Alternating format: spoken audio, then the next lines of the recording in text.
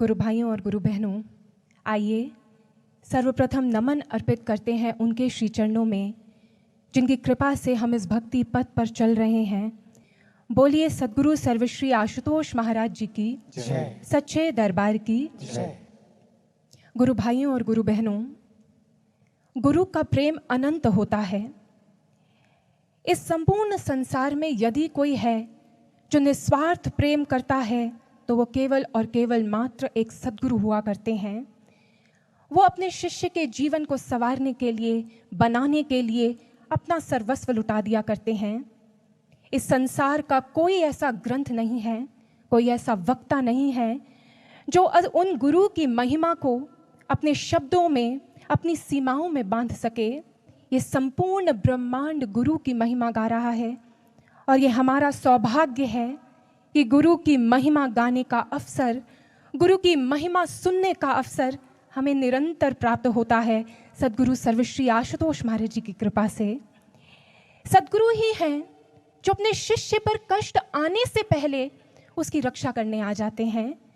उसके मस्तक पर परेशानी की एक रेखा आए, गुरु उसकी चिंता का निवारण करने उसके समक्ष आ जाते हैं। मुझे याद है जब महाराज श्री ने समाधि धारण की तो उस समय एक गुरु बहन के मन में एक प्रश्न आ गया। वो परेशान हो उठी इस बात को लेकर के कि अब गुरुदेव से मिलना कैसे होगा, अब मैं उनसे मिलूंगी कैसे, मैं उनसे बात कैसे करूंगी। बस इतनी बात मन में आई।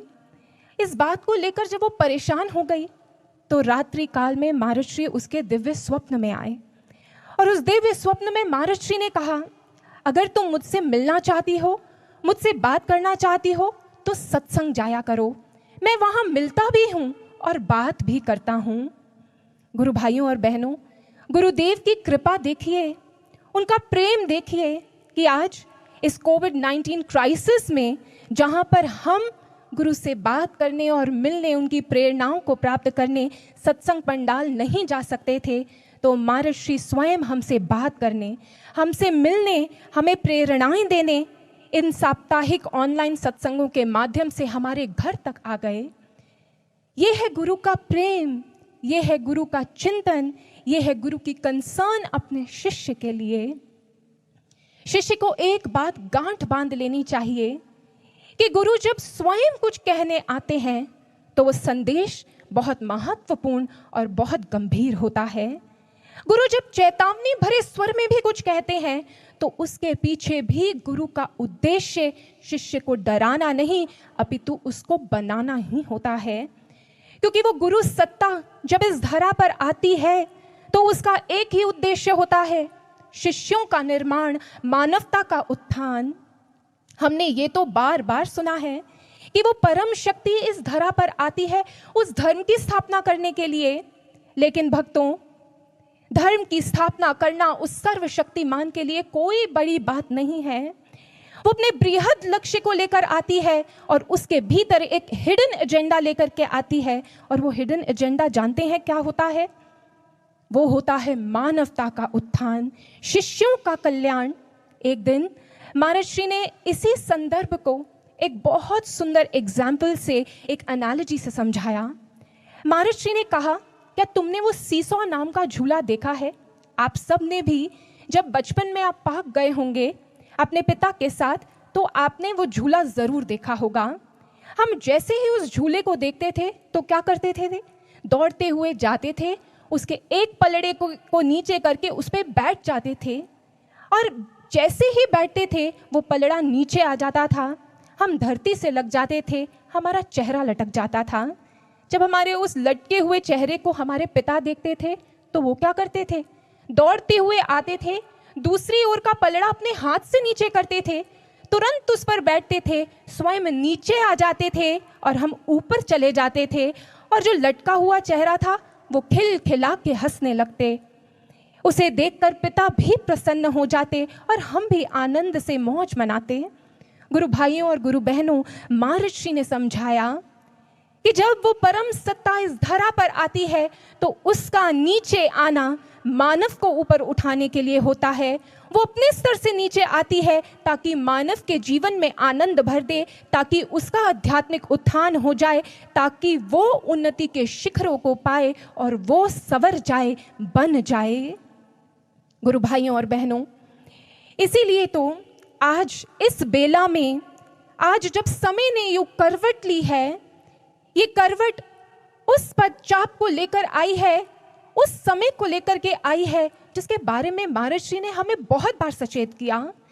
2010 से इतने भजन सुनाए जिसमें महाराज जी ने समय की इस करवट, जहां विध्वंस भी होगा और नवसृजन भी होगा, इस करवट के बारे में हमें बार बार सचेत किया। गुरु भाइयों और बहनों, इसीलिए तो जहां पर एक ओर महाराज जी ने इस समय के बारे में, इस समय को संक्रांति काल कहा, वहीं दूसरी ओर महाराज जी ने इसे स्वर्णिम काल भी कहा। वो स्वर्णिम काल जिसमें जो जितनी साधना, जो जितनी सेवा, जो जितना गुरु आज्ञा पे चलेगा, वो अपने विकारों से मुक्ति प्राप्त करेगा और गुरु और शिष्य के बीच का जो भेद होगा वो खत्म होता जाएगा। अगर महाराज जी ने इस समय को परिभाषित करते हुए ये कहा कि अब तूफान उठेंगे, तूफानी मौसम होगा, तो महाराज जी ने ये भी कहा, कर ना सके कल्पना समय ये कितना महान है। और अगर आपको याद हो, जब 2014 में महाराज जी ने समाधि धारण की, तो उस समय महाराज जी का एक हैंड रिटन नोट मिला एक डायरी में। उस नोट में महाराज जी ने इस समय की विलक्षणता को पूर्ण रूपेण रख दिया। समझते हैं, याद है आपको वो नोट? एक बार फिर उसे श्रवण कर लेते हैं। महाराज जी ने लिखा, ऋषि अरविंद कह गए हैं, अति मानसिक दिव्यता इस धरा पर आकर मानवीय प्रकृति का सामूहिक रूपांतरण करना चाहती है। ये समय वर्षों वर्षों में एक बार आता है, बहुत विलक्षण है। इस समय जो चूक जाते हैं वो जीवन भर पछताते रहते हैं, लेकिन इस समय का जो लाभ उठा लेते हैं वो सदा सदा के लिए अमर हो जाते हैं। इसीलिए तो महाराज जी हमें सचेत कर रहे हैं, इसीलिए तो महाराज जी आकर स्वयं हमें वो सारे पाठ रिवाइज करवा रहे हैं।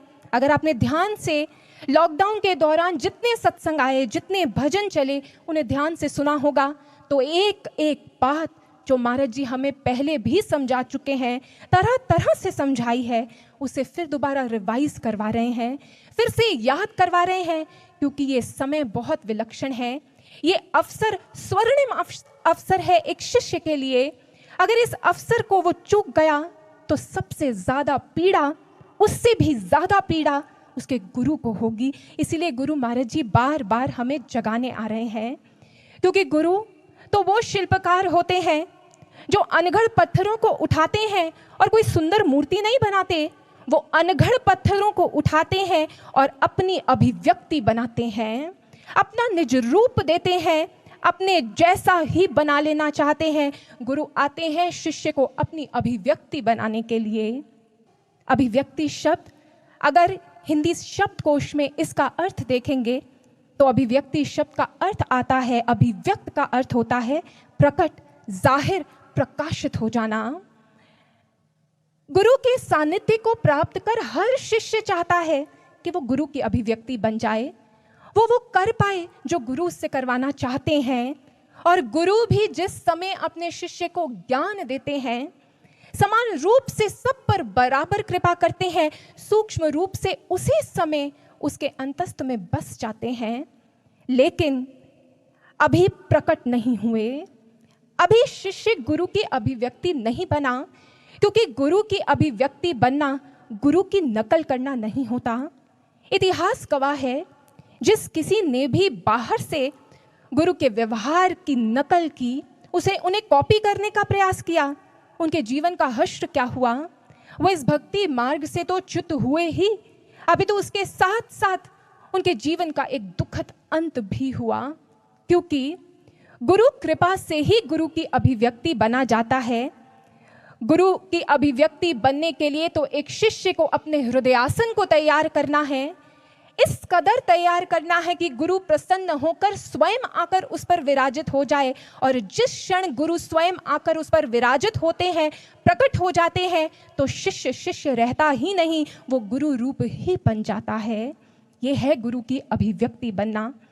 हम सब चाहते हैं कि हम गुरु की अभिव्यक्ति बने, हम गुरु के दिखाए पथ पर चलें, वो कर पाएं जो गुरु हमें बनाना चाहते हैं। गुरु भी यही चाहते हैं कि हम उनकी अभिव्यक्ति बने। परंतु फिर भाइयों और बहनों, कमी कहाँ रह जाती है? क्यों नहीं बन पाते हम गुरु की अभिव्यक्ति? क्या हो जाता है ऐसा कि गुरु की अभिव्यक्ति बनने निकलते हैं, लेकिन मार्ग की दूरी को ही तय नहीं कर पाते? क्या हो जाता है ऐसा? क्यों नहीं बन पाते?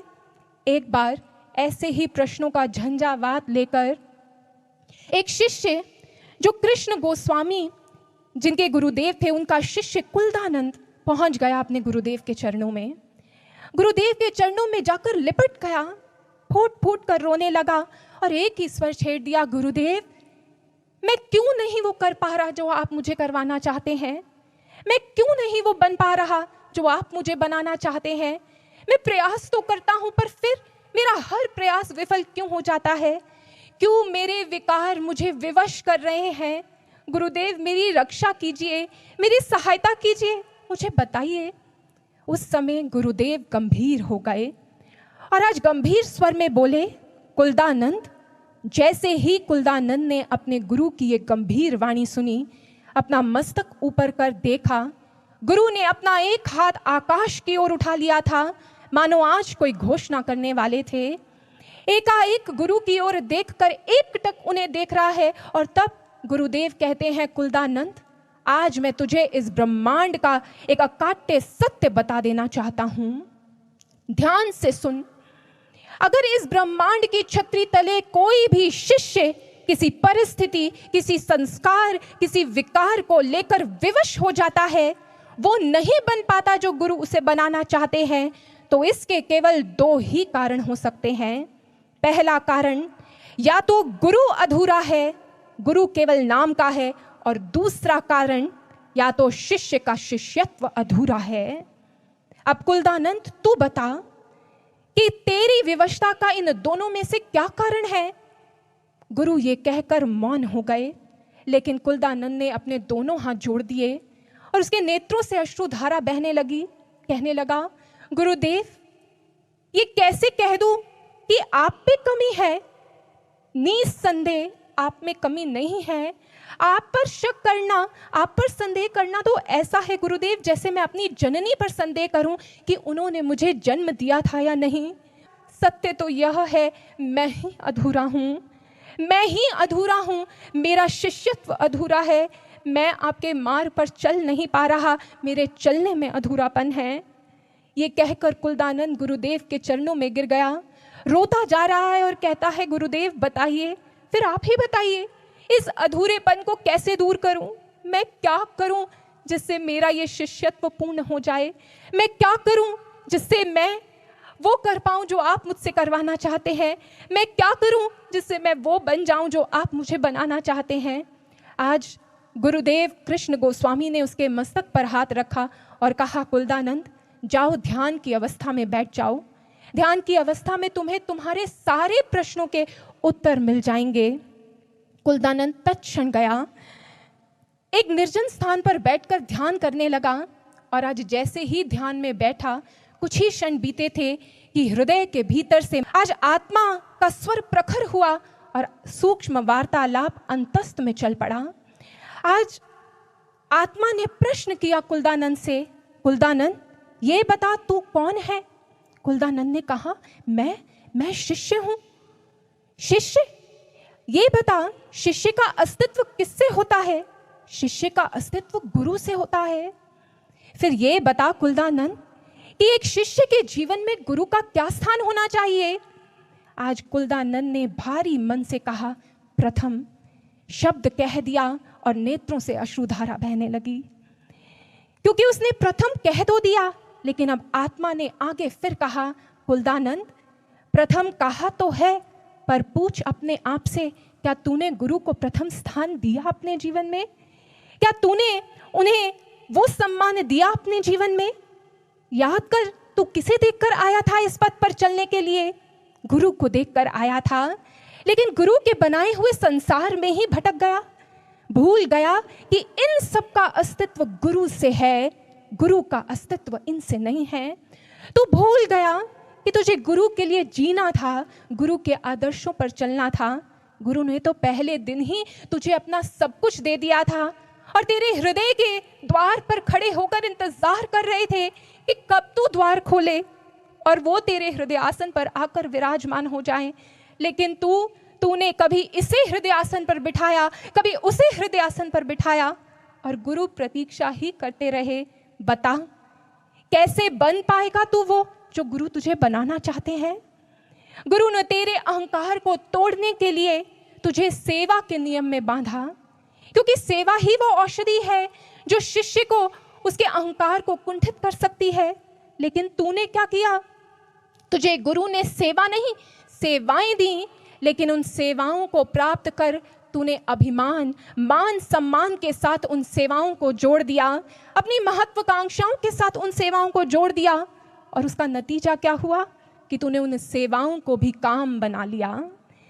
उन सेवाओं से तेरा अहंकार खत्म होना था, लेकिन तूने उन सेवाओं को करते हुए अपने अहंकार को और पोषित कर लिया। तू कहता है ना, मेरा ध्यान नहीं लगता, मेरा मन विचलित है, मुझ पर विकार क्यों हावी है? तो एक बात बता, क्या गुरु ने तुझे बताया नहीं था कि साधना क्या होती है?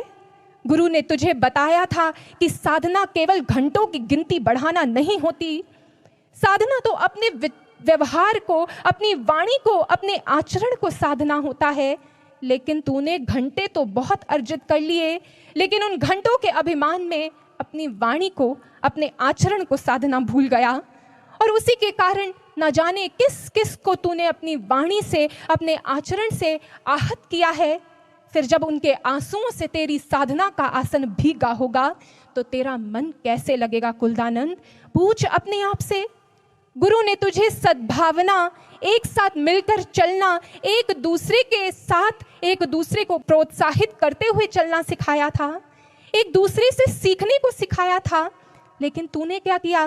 तूने अपने भीतर दोष ना देखकर दूसरों के भीतर दोष देखे, उनकी निंदा की। फिर बता, तेरा ध्यान कैसे लगेगा? गुरु के आदर्श, गुरु के वचन केवल सुनने सुनाने के लिए नहीं होते कुलदानंद, वो तो जीने के लिए होते हैं, जीवन में उतारने के लिए होते हैं। गुरु की अभिव्यक्ति केवल बातों से नहीं बना जाता, गुरु की अभिव्यक्ति बनने के लिए मिटना पड़ता है कुलदानंद, गुरु के आदर्शों को पीना पड़ता है। क्या तूने ऐसा किया? आत्मा का ये स्वर मानो अब मौन हो गया और कुलदानंद के नेत्रों से अविरल अश्रुधारा बह रही है। आज उसकी अज्ञानता के सारे पर्दे छिन्न भिन्न हो गए और तब उसने अपने नेत्र खोले, दौड़ता हुआ अपने गुरुदेव के चरणों में जाकर गिर गया। अपने गुरुदेव को कहने लगा, गुरुदेव, मुझसे बहुत बड़ी भूल हो गई। मैं आपसे प्रश्न करने आया था, लेकिन मैंने अपने अंतस्थ को तो टटोला ही नहीं, मैंने अपने आप को तो देखा ही नहीं। आपने तो मुझ पर संपूर्ण कृपा लुटाई है, लेकिन मेरा पात्र ही गंदा है, मेरे मन में ही मलिनता है। इसीलिए आपकी कृपा को मैं संजो नहीं पाया, मुझे क्षमा कर दीजिए। उस समय गुरुदेव ने कुलदानंद को कहा, कुलदानंद, जाकर वो सारी संपदा बटोर ले, जाकर वो सारी संपदा बटोर ले जो मैंने तुझे दी है। मैं अब भी तेरी प्रतीक्षा कर रहा हूँ। जाके समेट ले वो सारे गुण, वो सारे आदर्श। जिस दिन तू उन्हें समेट लेगा, मैं उस क्षण आकर तेरे हृदय आसन पर विराजमान हो जाऊंगा और तुझे अपना ही रूप बना लूंगा। गुरु भाइयों और गुरु बहनों, पूछिए अपने आप से, कहीं ये शूद्रताएं ही तो हमें मलिन नहीं कर रही? ये शूद्रताएं ही हैं जो हमें हमारे गुरुदेव से दूर करती हैं। हम बाहर से कितने भी उजले हो जाएं, लेकिन जब तक ये मन मैला है, जीवन में आनंद नहीं आ सकता, जीवन में गुरु की कृपा को प्राप्त नहीं कर सकते। मुझे याद है एक बार सतगुरु सर्वश्री आशुतोष महाराज जी के सानिध्य में कुछ शिष्य बैठे थे। महर्षि ने कहा, बताओ क्या तुमने ये पंक्ति सुनी है, मन बासंती नहीं हुआ तो पतझड़ ही होगा जीवन में? क्या इसका अर्थ जानते हो? सारे शिष्यों ने एक दूसरे की ओर देखा, कुछ कुछ बोलने का प्रयास किया, परंतु सही उत्तर कोई नहीं दे पाया। तब महर्षि ने कहा, अगर पास्ट को पकड़कर बैठे रहोगे, अगर मन के विकारों को पकड़कर बैठे रहोगे, तो ये मन बासंती नहीं होगा और जीवन में भी बाहर नहीं आ पाएगी। तब सभी शिष्यों ने महाराज जी की ओर देखा। महाराज जी, फिर मन बासंती कैसे हो? महर्षि ने अगली पंक्ति कह दी, है बासंती आत्मक्रांति ही गुरुवर के जीवन दर्शन में। महर्षि ने कहा, समझे गुरु भाइयों और बहनों, क्या आप समझे? जीवन को, इस मन को बासंती बनाने के लिए गुरु का जीवन दर्शन, गुरु का व्यवहार बाहर से नहीं, वो गुरु जो आदर्शों की साक्षात प्रतिमूर्ति हैं, उन गुरु के आदर्शों को अपने जीवन में उतारना, अपने जीवन को उन आदर्शों के लिए मिटाना, उन आदर्शों को पी जाना, जज्ब कर लेना, ये है गुरु के मार्ग पर चलना। ऐसी क्रांति हमें अपने जीवन में लानी होगी। अपने मन को साधने का प्रयास एक शिष्य को ही करना पड़ता है। सब कुछ गुरु करते हैं। आपने सुना होगा, तू 1 कदम बढ़ा मैं 100 कदम आऊंगा। सत्य है, शिष्य से तो सिर्फ 1 कदम की अपेक्षा होती है और वो जीवन भर और ना जाने कितने जन्म लगा लेता है, लेकिन वो 1 कदम नहीं ले पाता। समझते हैं इस बात को? वो 1 कदम कौन सा है? वो 1 कदम है एक ईमानदार प्रयास का कदम। ये सत्य है कि केवल गुरु की कृपा से ही एक शिष्य विकारों से मुक्त होता है, एक शिष्य सहज अवस्था को प्राप्त कर सकता है, लेकिन गुरु उसकी तत्परता, उसकी तड़प, उसकी व्याकुलता, उसकी प्यास देखते हैं, उसका प्रयास कितना ईमानदार है ये देखते हैं। वो बस इतना सा देखना चाहते हैं, जैसे ही ये हो जाएगा वो 100 कदम चलकर आ जाएंगे और आपको थाम लेंगे। इस एक ईमानदार प्रयास की मांग है हमसे। इसलिए गुरु भाइयों और गुरु बहनों और विलंब नहीं करते। ना जाने कितने वर्ष हमने बिता लिए, थोड़ा सा प्रयास किया, थोड़ी सी विकट परिस्थिति आई, थोड़ा सा वैराग्य आया, थोड़ा सा प्रयास किया, फिर परिस्थिति संभल गई, फिर छोड़ दिए प्रयास। नहीं, गुरु हमें घड़ना चाहते हैं। ये विलक्षण समय है। अगर समय और ऐसे महान गुरु के होते हुए भी हमने अपने ऊपर काम नहीं किया तो फिर अभागे तो हम ही कहलाएंगे। इसीलिए आइए केवल समस्या को नहीं, सल्यूशन को भी डिस्कस करते हैं। करना क्या होगा, कैसे करें अपने इस मेंटल क्राइसिस का निवारण। आज हम कोविड क्राइसिस से जूझ रहे हैं। इस क्राइसिस से जूझने के लिए, इस क्राइसिस में आपने अपनी लाइफ में कुछ नए डिसिप्लिन्स को अपनाया है, जैसे क्वारंटाइन, सोशल डिस्टेंसिंग, लॉकडाउन। अपने आप में ये डिसिप्लिन है जो आपने अपनाया है। चलिए इस कोविड क्राइसिस के इन डिसिप्लिन से ही प्रेरणा लेते हैं। वही बातें जो महाराज जी ने हमें समझाई है, आज इस मेंटल क्राइसिस को दूर करने के लिए, इस कोविड क्राइसिस से प्रेरणा लेकर उन प्रिंसिपल्स को अपने जीवन में उतार लेते हैं हमेशा हमेशा के लिए। 4 प्रिंसिपल्स हैं जिन्हें हमें अपने जीवन में अब उतारना ही होगा। सबसे पहला, जैसे कोविड क्राइसिस में कोरोना की इन्फेक्शन अगर किसी में डिटेक्ट होती है तो उसे आइसोलेशन में डाल दिया जाता है, क्वारंटाइन में डाल दिया जाता है, वैसे ही उसे तो इन्फेक्शन की डिटेक्शन होती है या संभावना होती है तब उसे आइसोलेट किया जाता है, लेकिन हमारा मन तो पहले ही इन्फेक्टेड है। हमारे मन में तो पहले ही बीमारियां भरी पड़ी हैं। इसलिए हमें सबसे पहले मेंटल क्वारंटाइन को अपनाना होगा। सबसे पहले हमें मेंटल क्वारंटाइन करना होगा। और उस मेंटल क्वारंटाइन को करने का तरीका क्या है? उस मेंटल क्वारंटाइन को करने का तरीका है साधना में निमग्न हो जाना। ऐसी साधना करना जिस साधना में उतरकर हम अपने मन की मलिनता को दूर करें। और ये सच बात है कि जब से लॉकडाउन शुरू हुआ है साधकों की साधना भी बहुत बढ़ गई है, लेकिन जैसे ही साधना बढ़ी है वैसे ही मन ने अपनी कुचालें दिखानी प्रारंभ कर दी हैं। मन की कुचालें उसके समक्ष आ रही है। कभी मन लगता नहीं, कभी वो इतनी कूद फांद करता है कि बैठा जाता नहीं। ऐसे में क्या करें? मन कहता है छोड़ दे, कोई फायदा तो हो नहीं रहा, ऐसी साधना को करने का क्या लाभ, छोड़ देते हैं। नहीं गुरु भाइयों और गुरु बहनों, छोड़ना नहीं है। छोड़ने से तो कोई लाभ नहीं है। जब आपका मन आपको विचलित करे तो हमेशा ये बात याद रखिएगा जो स्वयं ठाकुर रामकृष्ण परमहंस जी ने अपने शिष्य ब्रह्मानंद जी को कही थी। ब्रह्मानंद जी जो गुरु की पूर्ण अभिव्यक्ति बने, उनके जीवन में भी एक समय आया था। उनके जीवन में एक समय आया जब उन्हें लगा साधना तो हो नहीं रही, मन तो लगता नहीं है, और उन्होंने साधना छोड़ दी। ठाकुर ने देखा राखाल ध्यान नहीं कर रहा, यही सोचकर वो पहुंच गए उसके पास और कहने लगे, क्यों रे, तूने ध्यान करना क्यों छोड़ दिया? ऐसा क्या है जिसके कारण तूने ध्यान छोड़ दिया? तब राखाल ने कहा, ठाकुर मैंने ध्यान करना इसलिए छोड़ दिया क्योंकि मन ही नहीं करता।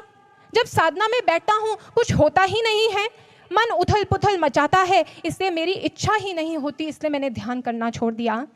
तब ठाकुर ने डपटते हुए कहा था, राखाल जो जन्म और कर्म से किसान होते हैं, क्या इस डर से कि फसल तो होती ही नहीं, हमेशा नष्ट हो जाती है, क्या फायदा, कोई फल तो मिलता नहीं, क्या वो खेती करना छोड़ देते हैं?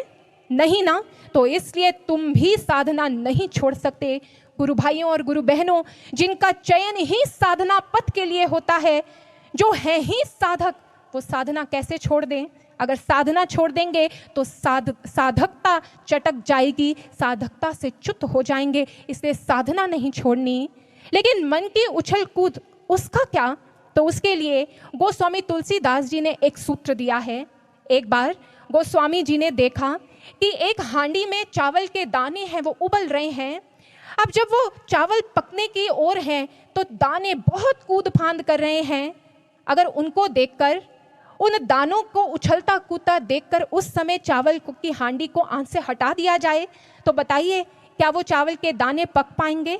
उनकी कूद फांद रुकेगी तो, लेकिन वो दाने कच्चे के कच्चे रह जाएंगे। लेकिन अगर उन्हीं चावल के दानों को, उसी हांडी को आंच पर छोड़ दिया जाए तो कुछ समय बाद वो चावल के दाने पक जाएंगे, और जैसे ही वो पकेंगे वो स्थिर भी हो जाएंगे, वो एक स्थान पर जाकर रुक भी जाएंगे, स्थिरता को प्राप्त करेंगे। गुरु भाइयों और बहनों, यही सूत्र है। ये मन कूद फांद कर रहा है तो साधना और तेज कर लीजिए, साधना की आंच को और प्रखर कर लीजिए, ताकि ये कूदता फांदता मन पक जाए और ये स्थिर हो जाए। लेकिन साथ साथ ये ध्यान रखना कि साधना के साथ साथ महर्षि की ये बात याद रखनी है कि साधना केवल आंखों को मूंद कर बैठ जाना नहीं है, साधना वाणी को साधना है, साधना व्यवहार को साधना है, साधना आचरण को साधना है। इसलिए साधना के साथ साथ स्व अन्वेषण होना चाहिए, दमन के साथ साथ स्व अनुशासन सजोना चाहिए। कर्म से साधना रत रहे, मन वचन की भी हो साधना, इंद्रियां ही केवल स्थिर ना हो, श्रेष्ठ आचरण की भी हो याचना। शुद्ध जीवन, शुद्ध आचरण, शुद्ध विचार बने, शुभ्रता का अनुकरण होना चाहिए। साधना के साथ साथ स्व अन्वेषण भी होना चाहिए। इसलिए अपने दैनिक व्यवहार पर, उस पर भी गौर रखना है और उसे भी गुरु के आदर्शों में साधना है।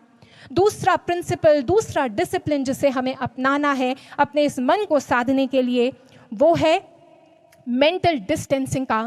कोरोना के केस में सोशल डिस्टेंसिंग क्यों की जाती है? ताकि ये वायरस और फैले ना।